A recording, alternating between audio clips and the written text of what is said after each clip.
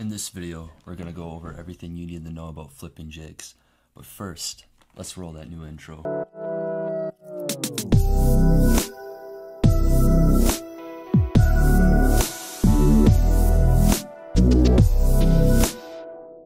What's up everybody, Jake McHugh here. Welcome back to another episode of Inspirational Outdoors, where we go over tips and tricks on your favorite outdoor hobbies.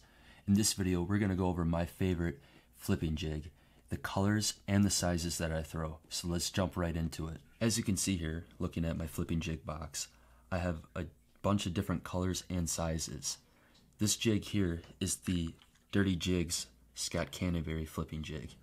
And we're going to go over why I love this jig, the modifications that I make, and where I fish this. Alright, to start it off right away, I'm going to touch base on how I fish, or what I do right away when I take this jig out of the package. And that's pretty simple. I just tie it on. I don't make any modifications to it.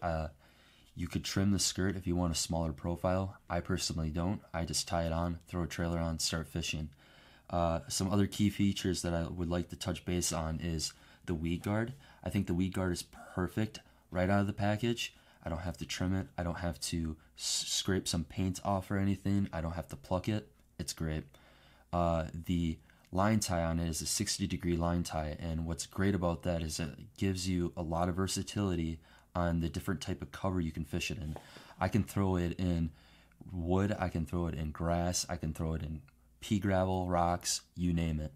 It works. I can even swim it through grass really easily with this line tie. And with the hook, it's stout enough where I can throw it on 50-pound braid, 20-pound fluoro. I don't have to worry about losing a fish, bending it out whatsoever. And then lastly, one of the best things about a Dirty Jigs is its paint. The paint is I think it's, if I remember correctly, it's a three-coated paint, and then it has a clear coat. It's very durable, and it's just really badass looking in my opinion. Take a quick look here at my jig box again.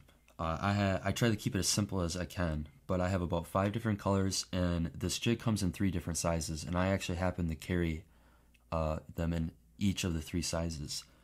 As far as colors goes, I got a bunch of natural colors like browns, some craw colors, and then I got black and blue as a staple.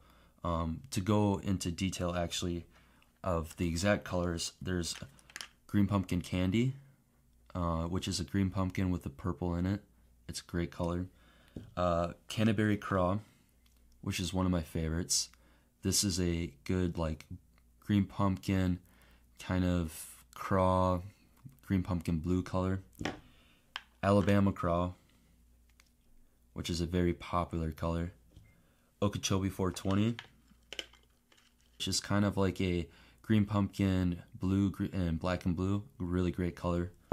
And then lastly, black and blue. You always got to carry black and blue. It's a staple color.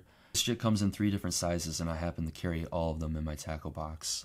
The 3/8 I use the most, and I probably get the most fish with it. I like that slower fall, and it works really great on river systems.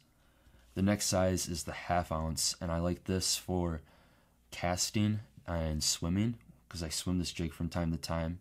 And when I'm casting deeper weed lines, this jig comes through the grass pretty nicely, especially with braided line. So that's what I like to use that for, and I pitch with it.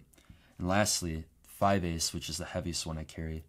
I use this primarily for lily pads. Reason being is that sometimes with lily pads, if you don't hit it in the right spot on the pad, it won't fall through, or if it does fall through, the line will get caught on it, and that weight just kind of lets everything fall, and I'm able to hop it better through pads and stuff like that, as well as it creates a reaction strike in the shallower waters a lot of times. So that's a good size if you're fishing a lot of pads.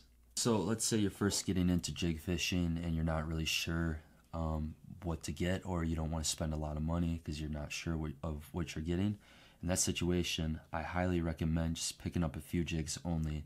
And as far as colors would go, I would highly recommend the Canterbury Craw and the Okeechobee 420. With these 2 colors, you'll cover most of every situation you'll face. Stain to muddy, you're going to fish the Okeechobee 420. Clear the stain, the Canterbury Craw would cover. Now, an exception to this is if you're fishing really muddy water, you could always go black and blue. And really, with these three colors, you can't go wrong with what you get. But I highly recommend going with these two to start because these are a little bit more natural. They cover a wide range of different water clarities. As far as sizes go, I recommend only starting off with 3/8 and a half.